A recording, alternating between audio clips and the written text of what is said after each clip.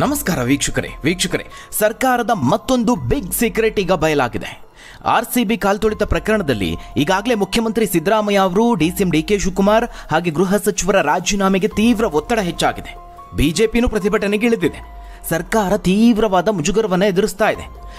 High command ಕೂಡ ಈ ಬಗ್ಗೆ ಒಂದೇ ಒಂದು ಹೇಳಿಕೆಯನ್ನು ಕೊಡೋದಕ್ಕೆ ಸಾಧ್ಯವಾಗ್ತಾ ಇಲ್ಲ. ಆದರೆ ಮುಖ್ಯಮಂತ್ರಿಗಳು ಮಾತ್ರ ವಿಧಾನಸೌಧದ ಆವರಣದಲ್ಲಿ ಯಾವುದೇ ಅಹಿತಕರ ಘಟನೆ ನಡೆದಿಲ್ಲ, ಸರ್ಕಾರಕ್ಕೆ ಮುಜುಗರ ಆಗುವಂತಹ ಪ್ರಶ್ನೆನೇ ಇಲ್ಲ, ತಪ್ಪಿತಸ್ಥರ ಮೇಲೆ ಕಾನೂನು ಕ್ರಮ ಕೈಗೊಂಡಿದ್ದೀವಿ ಅಂದಮೇಲೆ ಸರ್ಕಾರಕ್ಕೆ ಮುಜುಗರ ಆಗುವಂತಹ ಪ್ರಶ್ನೆ ಹೇಗೆ ಬರುತ್ತೆ ಅಂತ ಕೇಳ್ತಿದ್ದಾರೆ. ಆದರೆ ಎಷ್ಟೇ ಸಮರ್ಥನೆ ಮಾಡಿಕೊಂಡ್ರು ರಾಜ್ಯದ ಜನ ಎಲ್ಲವನ್ನ ಗಮನಿಸ್ತಿದ್ದಾರೆ. ಈ ಘಟನೆ ರಾಜ್ಯ ಸರ್ಕಾರಕ್ಕೆ ರಾಷ್ಟ್ರೀಯ ಮಟ್ಟದಲ್ಲಿ ಭಾರೀ ಹಿನ್ನಡೆಯನ್ನುಂಟು ಮಾಡಿದೆ. ಈ ಘಟನೆಗೆ ಸರ್ಕಾರದ ಕ್ರಮಗಳ ಬಗ್ಗೆ ಜನ ಪ್ರಶ್ನೆ ಮಾಡ್ತಾ ಇದ್ದಾರೆ. ವಿರೋಧ ಪಕ್ಷಗಳು ಮುಗಿಬಿದ್ದಿವೆ. ಈ ನಡುವೆ ಕಾಂಗ್ರೆಸ್ ಹೈಕಮಾಂಡ್ ಕೂಡ ಘಟನೆಯ ಬಗ್ಗೆ ಸರ್ಕಾರದ ನಡೆಯ ಕುರಿತಾಗಿ ತರಾಟೆಗೆ ತೆಗೆದುಕೊಂಡಿದೆ. ಇವೆಲ್ಲದರಿಂದ ರಾಜ್ಯ ಸರ್ಕಾರದ ಮೇಲೆ ಭಾರಿ ಪರಿಣಾಮ ಬಿದ್ದಿದೆ.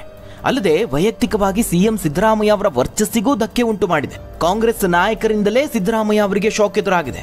ಅದಕ್ಕೆ ಪೂರಕವಾಗಿ ಇದೇ ಆರ್ಸಿಬಿ ಕೇಸ್ನಲ್ಲಿ ತೀವ್ರ ಸ್ವರೂಪದಲ್ಲಿ ಒಂದೊಂದೇ ಸತ್ಯಗಳು ಬಯಲಾಗ್ತಾ ಇದೆ.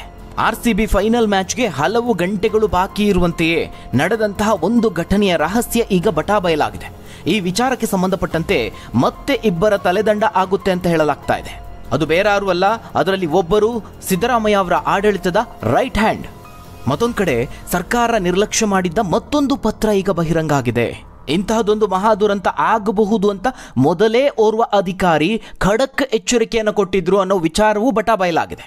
ಹಾಗಾದ್ರೆ ಇಕ್ಕಟ್ಟಿಗೆ ಸಿಲುಕಿಕೊಳ್ತಾ ಸರ್ಕಾರ, ಸಿದ್ದು ರೈಟ್ ಹ್ಯಾಂಡ್ಗೂ ಗೇಟ್ ಪಾಸ್ ನೀಡ್ತಾರ? ಸರ್ಕಾರ ಮಾಡಿದ ಎಡವಟ್ಟೇನು? ಆ ಒಂದು ಪತ್ರವನ್ನ ನಿರ್ಲಕ್ಷಿಸಿ ತಪ್ಪು ಮಾಡ್ತಾ ಮಹಾದುರಂತದ ಮುನ್ನೆಚ್ಚರಿಕೆ ಕೊಟ್ಟಿದ್ದ ಆ ಅಧಿಕಾರಿ ಯಾರು ಗೊತ್ತಾ? ಸರ್ಕಾರ ಮಾಡಿದ ಎಡವಟ್ಟಿನ ಬಯಲಾದ ಸತ್ಯ ಸಂಗತಿ ಏನು? ಆ ಎಲ್ಲದರ ಬಗ್ಗೆ ಒಂದು ವರದಿ ಇದೆ, ನೋಡೋಣ. ವೀಕ್ಷಕರೇ, ಈ ದುರಂತದಲ್ಲಿ 11 ಮಂದಿ ಸಾವನ್ನಪ್ಪಿದ್ದಾರೆ. ಪ್ರಾಣ ಕಳೆದುಕೊಂಡವರ ಕುಟುಂಬಸ್ಥರು ಇವತ್ತಿಗೂ ಗೋಳಾಡ್ತಾ ಇದ್ದಾರೆ. ಸರ್ಕಾರಕ್ಕೆ ಹಿಡಿ ಶಾಪವನ್ನು ಹಾಕ್ತಿದ್ದಾರೆ. ಆದರೆ ಮುಖ್ಯಮಂತ್ರಿಗಳು ಮಾತ್ರ ಒಂದು ಶಾಕಿಂಗ್ ಸ್ಟೇಟ್ಮೆಂಟ್ ಅನ್ನು ಕೊಟ್ಟಿದ್ದಾರೆ. ನಾವು ಆರ್ಸಿಬಿ ಸಂಭ್ರಮಾಚರಣೆಯಲ್ಲಿ ಅತಿಥಿಗಳಷ್ಟೇ. ಆರ್ಸಿಬಿ ವಿಜಯೋತ್ಸವ ಆಯೋಜನೆ ಮಾಡಿದ್ದು ಕ್ರಿಕೆಟ್ ಅಸೋಸಿಯೇಷನ್.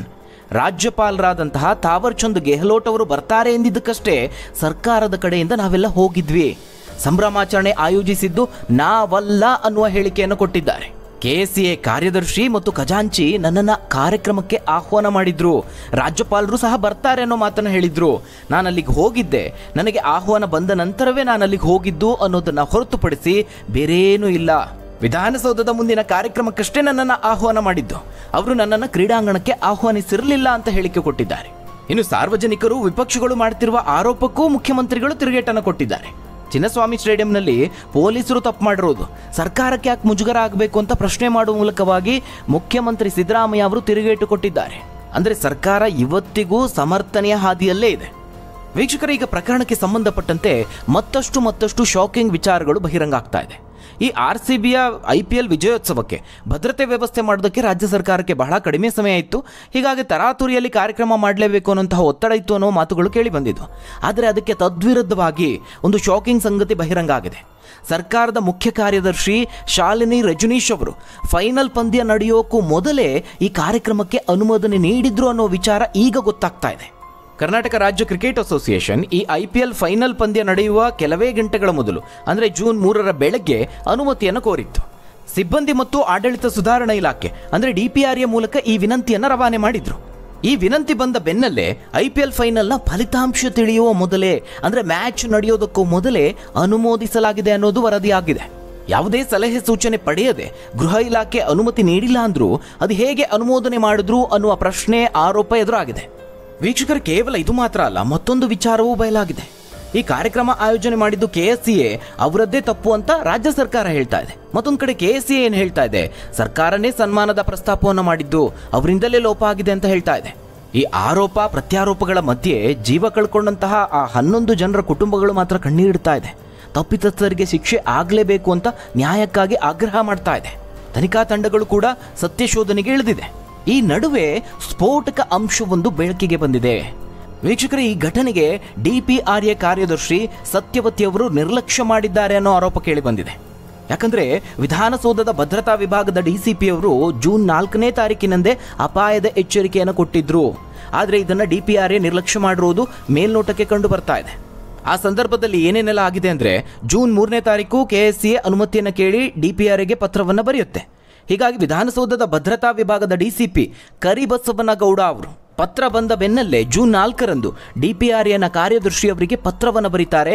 ಏಕಾಏಕಿ ಕಾರ್ಯಕ್ರಮ ಮಾಡೋದು ಸುಲಭ ಅಲ್ಲ, ಭದ್ರತೆಗೆ ಸಿಬ್ಬಂದಿ ಕೊರತೆ ಇದೆ ಅನ್ನುವ ಅಂಶವೂ ಸೇರಿದಂತೆ ಹಲವು ಅಪಾಯದ ಉಲ್ಲೇಖ ಮಾಡಿ ಮರುಪತ್ರವನ್ನು ಬರೆದಿದ್ರು. ಅಂದ್ರೆ ಭದ್ರತೆಗೆ ತೊಂದರೆ ಆಗುತ್ತೆ ಅಂತ ಪತ್ರದಲ್ಲಿ ಸ್ಪಷ್ಟವಾಗಿ ಉಲ್ಲೇಖಿಸಿದ್ದಾರೆ. ಈ ಪತ್ರದ ಅಂಶಗಳನ್ನ ಸತ್ಯವತಿಯವರು ಸರ್ಕಾರದ ಮುಖ್ಯ ಕಾರ್ಯದರ್ಶಿ ಶಾಲಿನಿ ರಜನೀಶ್ ಅವರಿಗೆ ತಿಳಿಸದೆ ಕರ್ತವ್ಯ ಲೋಪ ಎಸಗಿದ್ದಾರೆ ಅನ್ನೋ ಆರೋಪ ಕೇಳಿ ಬಂದಿರುವಂಥದ್ದು.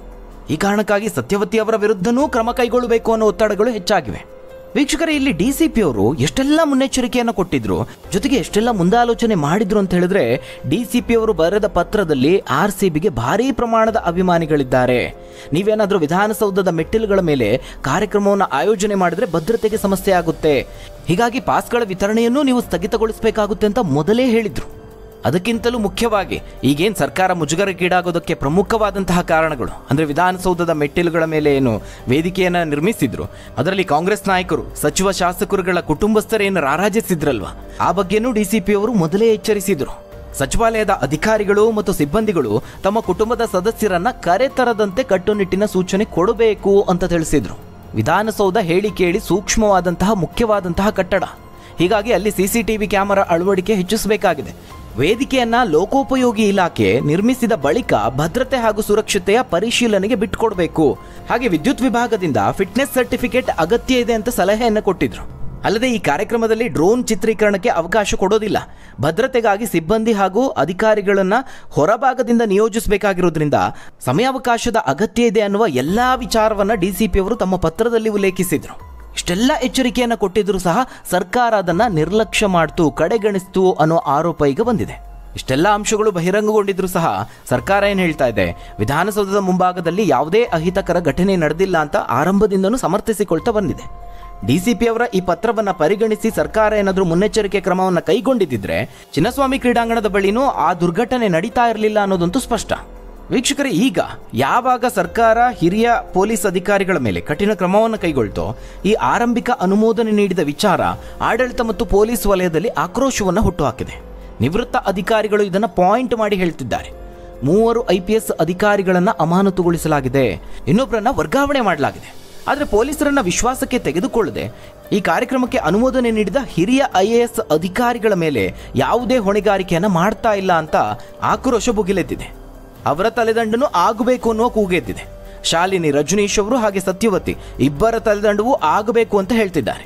ಈ ಎಲ್ಲ ಬೆಳವಣಿಗೆಗಳು ಆಗ್ತಿದ್ದ ಹಾಗೆ ಸಿಎಂ ಸಿದ್ದರಾಮಯ್ಯ ಅವರು ಸತ್ಯವತಿ ಅವರಿಗೆ ಕ್ಲೀನ್ ಚಿಟ್ ಕೊಟ್ಟಿದ್ದಾರೆ. ಪೊಲೀಸರ ಪತ್ರಕ್ಕೆ ಸತ್ಯವತಿ ಅವರು ಏನು ಉತ್ತರ ಕೊಟ್ಟಿದ್ದಾರೆ ಅನ್ನೋದು ನಿಮಗೆ ಗೊತ್ತಾ ಅಂತ ಮರುಪ್ರಶ್ನೆ ಹಾಕಿದ್ದಾರೆ. ಸತ್ಯವತಿಯವರು ನನ್ನ ಬಳಿ ಈ ಕಾರ್ಯಕ್ರಮದ ಬಗ್ಗೆ ಕೇಳಿದ್ರು, ನಾನು ಅನುಮತಿ ನೀಡಿ ಅಂತ ಹೇಳಿದ್ದೇನೆ. ವಿಧಾನಸೌಧದಲ್ಲಿ ಏನಾದರೂ ಘಟನೆ ಆಗಿದೆಯಾ, ಸತ್ಯವತಿಯವರು ಏನು ತಪ್ಪು ಮಾಡಿದ್ದಾರೆ ಅನ್ನೋದಕ್ಕೆ ಕ್ರಮ ಕೈಗೊಳ್ಳಬೇಕು ಅಂತ ಖಡಕ್ಕಾಗಿ ಸಿಎಂ ಪ್ರಶ್ನೆ ಮಾಡಿದ್ದಾರೆ. ಇನ್ನು ಪ್ರಕರಣಕ್ಕೆ ಸಂಬಂಧಪಟ್ಟಂತೆ ಈಗಾಗಲೇ 4 ಬಂಧಿಸಲಾಗಿದೆ, ಪರಪ್ಪನ ಅಗ್ರಹಾರ ಜೈಲಿಗೂ ಕಳುಹಿಸಲಾಗಿದೆ. ತನಿಖೆಗೆ ಅವಶ್ಯಕತೆ ಇರೋದ್ರಿಂದ ಈ 4 ವಶಕ್ಕೆ ಪಡೆಯೋದಕ್ಕೆ CID ಅಧಿಕಾರಿಗಳು ಸಿದ್ಧತೆಯನ್ನು ನಡೆಸಿದ್ದಾರೆ. ಕೋರ್ಟ್ಗೆ ಅರ್ಜಿ ಸಲ್ಲಿಸೋದಕ್ಕೆ ಸಿದ್ಧತೆಯಲ್ಲಿದ್ದಾರೆ. ಒಂದು ಕಡೆ CID ಅಧಿಕಾರಿಗಳು ತನಿಖೆಯನ್ನು ಮಾಡ್ತಾ ಇದ್ರೆ, ಮತ್ತೊಂದು ಕಡೆ ಮ್ಯಾಜಿಸ್ಟ್ರೇಟ್ ತನಿಖೆ ಕೂಡ ಚುರುಕುಗೊಂಡಿದೆ. ಬೆಂಗಳೂರಿನ ಬೇರೆ 10ಕ್ಕೂ ಹೆಚ್ಚು ಆಸ್ಪತ್ರೆಗಳಲ್ಲಿ ಏನು ಗಾಯಾಳುಗಳು ಚಿಕಿತ್ಸೆಯನ್ನು ಪಡೆಯುತ್ತಿದ್ದಾರೆ ಅವರೆಲ್ಲರ ವಿವರವನ್ನು ಸಂಗ್ರಹಿಸಿದ್ದಾರೆ. ವೀಕ್ಷಕರೇ, ಈ ಪ್ರಕರಣಕ್ಕೆ ಸಂಬಂಧಪಟ್ಟಂತೆ ಬೇರೆ ವಾದಗಳಿದೆ. ಘಟನೆಗೆ ಯಾರು ಕಾರಣ, ಯಾರಿಂದ ತಪ್ಪಾಗಿದೆ, ಈ ಬಗ್ಗೆ ನಾನಾ ರೀತಿಯ ಅಭಿಪ್ರಾಯಗಳು ವ್ಯಕ್ತ ಆಗ್ತಾ ಇದೆ. ಆದರೆ ಸರ್ಕಾರ ಈ ಕಾರ್ಯಕ್ರಮ ರೂಪಿಸುವಲ್ಲಿ ತೋರಿಸಿರುವಂತಹ ಆತುರನೇ ಈ ಅಚಾತುರ್ಯಕ್ಕೆ ಕಾರಣ ಅನ್ನೋದು ಹಲವರ ಅಭಿಪ್ರಾಯ. ಈ ನಿಟ್ಟಿನಲ್ಲಿ ಈಗಾಗಲೇ ಸರ್ಕಾರ ಇದರ ಹೊಣೆಯನ್ನು ಹೊತ್ತುಕೊಂಡಿದೆ, ಕೆಲವೊಂದಷ್ಟು ಅಗತ್ಯ ಕ್ರಮಗಳನ್ನು ಕೈಗೊಳ್ತಾ ಇದೆ. ಗುರುವಾರದ ಕ್ಯಾಬಿನೆಟ್ ಸಭೆಯಲ್ಲೂ ಗಂಭೀರ ಸ್ವರೂಪದ ಚರ್ಚೆಗಳು ನಡೆದಿದೆ. ಅದರ ಬೆನ್ನಲ್ಲೇ ಕೆಲವೊಂದಷ್ಟು ಗಂಭೀರ ಕ್ರಮಗಳನ್ನು ಕೈಗೊಳ್ಳಲಾಗ್ತಾ ಇದೆ. ಅಂದ್ರೆ ಆ ಮೂಲಕ ಸರ್ಕಾರ ತನ್ನ ವಿರುದ್ಧದ ಅಭಿಪ್ರಾಯಗಳನ್ನು ಬದಲಾಯಿಸುವುದಕ್ಕೆ ಪ್ರಯತ್ನ ಪಡ್ತಾ ಇದೆ. ಹೀಗಾಗಿ ಸರ್ಕಾರ ತನ್ನ ವರ್ಚಸ್ಸನ್ನು ಗಳಿಸುವ ಪ್ರಯತ್ನದಲ್ಲಿದೆ ಅಂತ ಹೇಳ್ಬೋದು. ಇನ್ನು ಮತ್ತೊಂದು ಮಹತ್ವದ ಬೆಳವಣಿಗೆ ಅಂದ್ರೆ ಚಿನ್ನಸ್ವಾಮಿ ಕ್ರೀಡಾಂಗಣವನ್ನ ಬೇರೆಡೆಗೆ ಶಿಫ್ಟ್ ಮಾಡುವಂತಹ ಆಲೋಚನೆ ಬಗ್ಗೆಯೂ ಸುಳಿವು ಸಿಗ್ತಾ ಇದೆ. ಮುಖ್ಯಮಂತ್ರಿಗಳು ಈ ಬಗ್ಗೆ ಪ್ರತಿಕ್ರಿಯೆ ನೀಡಿ ಸರ್ಕಾರ ಈ ವಿಷಯವನ್ನ ಪರಿಶೀಲನೆ ಮಾಡ್ತಾ ಇದೆ ಅಂತ ಹೇಳಿದ್ದಾರೆ. ವೀಕ್ಷಕರೇ, ಇನ್ನು ರಾಜಕೀಯವಾಗಿ ನಾವು ನೋಡಿದ್ರೆ ಸಿದ್ದರಾಮಯ್ಯ ಅವರನ್ನ ಈ ಘಟನೆ ಕುಗ್ಗಿಸಿದೆ ಅಂತಾನೆ ಹೇಳ್ಬೋದು. ವೈಯಕ್ತಿಕವಾಗಿ ಅವರಿಗೆ ಈ ಘಟನೆ ನೋವು ತಂದಿರಬಹುದು. ಹೀಗಾಗಿನೇ ಕೆಲವೊಂದಷ್ಟು ಬಿಗಿ ಕ್ರಮಗಳನ್ನ ಕೈಗೊಂಡಿದ್ದಾರೆ ಅಂತ ಅವರ ಆಪ್ತ ಮೂಲಗಳು ಹೇಳ್ತಾ ಇದೆ. ತನ್ನ ಆಪ್ತ ವಲಯದಲ್ಲಿ ಗುರುತಿಸಿಕೊಂಡಿದ್ದ ರಾಜಕೀಯ ಕಾರ್ಯದರ್ಶಿ ಗೋವಿಂದರಾಜು ಅವರನ್ನೇ ಹುದ್ದೆಯಿಂದ ಕೋಕ್ ನೀಡುವ ತೀರ್ಮಾನವನ್ನ ಮಾಡಿದ್ದಾರೆ. ಹೀಗಾಗಿ ಈ ಘಟನೆ ಸಿದ್ದರಾಮಯ್ಯ ಅವರನ್ನ ವೈಯಕ್ತಿಕವಾಗಿ ಮಾತ್ರವಲ್ಲದೆ ರಾಜಕೀಯವಾಗಿಯೂ ಅವರ ವರ್ಚಸ್ಸನ್ನು ಕುಗ್ಗಿಸಿದೆ ಅಂತ ಹೇಳ್ಬೋದು. ಇನ್ನು ಅದಕ್ಕೆ ಪೂರಕವಾಗಿ ಸರ್ಕಾರದ ವಿರುದ್ಧ ಕಾಂಗ್ರೆಸ್ಸಿಗರೇ ಮುಗಿಬೀಳ್ತಾ ಇದ್ದಾರೆ. ಒಂದ್ ಕಡೆ BK ಹರಿಪ್ರಸಾದ್ ಅವರು ಕೂಡ ಸರ್ಕಾರದ ನಿರ್ಧಾರದ ಬಗ್ಗೆ ಬೇಸರವನ್ನ ವ್ಯಕ್ತಪಡಿಸಿದ್ರು. ಅಂದ್ರೆ ಅದು ಬಿ ದಯಾನಂದ್ ಅವರ ಅಮಾನತು ವಿಚಾರದಲ್ಲಿ. ಇನ್ನು ದಿನೇಶ್ ಗುಂಡೂರಾವ್ ಅವರ ಪತ್ನಿ ತಬುರಾವ್ ಅವರು ಬಿ ದಯಾನಂದ್ ಅವರ ಅಮಾನತನ್ನ ಖಂಡಿಸಿದ್ದಾರೆ. ಮತ್ತೊಂದು ಕಡೆ ಕಾಂಗ್ರೆಸ್ ಹೈಕಮಾಂಡ್ ಕೂಡ ಸರ್ಕಾರದ ವಿರುದ್ಧವಾಗಿ ಗರಂ ಆಗಿದೆ. ಯಾವುದೇ ಮೀಟಿಂಗ್ಗೆ ರಾಜ್ಯ ನಾಯಕರಿಗೆ ಅವಕಾಶವನ್ನು ಕೊಡ್ತಾ ಇಲ್ಲ. ಇಂತಹ ಸಂದರ್ಭದಲ್ಲಿ ಏನಾದರೂ ಇಂತಹ ತೀವ್ರ ಮುಜುಗರದ ಪರಿಸ್ಥಿತಿಯಲ್ಲಿ ಏನಾದರೂ ಮೀಟಿಂಗ್ಗೆ ಅವಕಾಶ ಕೊಟ್ಟರೆ ಒಂದು ಮಾಡೋದಕ್ಕೆ ಹೋಗಿ ಇನ್ನೊಂದು ಎಡವಟ್ಟಾಗಬಹುದು, ಪ್ರತಿಪಕ್ಷಗಳಿಗೆ ಅದು ಅಸ್ತ್ರವಾಗಬಹುದು ಅನ್ನೋ ಕಾರಣಕ್ಕೆ ಈ ಪ್ರಕರಣದ ವಿಚಾರದಲ್ಲಿ ಯಾವುದೇ ನಿರ್ಧಾರವನ್ನು ಕೈಗೊಳ್ತಾ ಇಲ್ಲ. ಈಗಾಗಲೇ ಬಿಜೆಪಿ ರಾಜ್ಯ ಸರ್ಕಾರದ ವಿರುದ್ಧವಾಗಿ ತೀವ್ರ ವಾಗ್ದಾಳಿ ಮಾಡ್ತಾ ಇದೆ. ಸರ್ಕಾರದ ವಿರುದ್ಧ ಪ್ರತಿಭಟನೆಯನ್ನು ನಡೆಸಿ ಜನಾಭಿಪ್ರಾಯವನ್ನು ರೂಪಿಸಿ ವಿಶ್ವಾಸವನ್ನು ಗಳಿಸುವ ನಿಟ್ಟಿನಲ್ಲಿ ಪ್ರಯತ್ನ ನಡೆಸ್ತಾ ಇದೆ. ಎಲ್ಲ ಬೆಳವಣಿಗೆಗಳಿಂದಾಗಿ ಸಿಎಂ ಸಿದ್ದರಾಮಯ್ಯ ಅವರಿಗೆ ಈಗ ಬಹಳ ದೊಡ್ಡ ಟೆನ್ಷನ್ ತಂದಿಟ್ಟಿದೆ. ಹಾಗೆ ರಾಜ್ಯ ಸರ್ಕಾರದ ಮೇಲೆ ದೊಡ್ಡ ಮಟ್ಟದಲ್ಲಿ ನಕಾರಾತ್ಮಕ ಪರಿಣಾಮ ಬಿದ್ದಿರೋದಂತೂ ನಿಜ. ಹಾಗಾದ್ರೆ ವೀಕ್ಷಕರೇ, ಬೆಂಗಳೂರಿನಲ್ಲಿ ನಡೆದಂತಹ ಈ ಒಂದು ಮಹಾ ದುರಂತದ ಬಗ್ಗೆ ನೀವೇನಂತೀರಾ? ನಿಮ್ಮ ಅನಿಸಿಕೆ ಅಭಿಪ್ರಾಯವನ್ನು ಕಮೆಂಟ್ ಮೂಲಕವಾಗಿ ತಿಳಿಸಿ. ಧನ್ಯವಾದಗಳು ವೀಕ್ಷಕರೇ.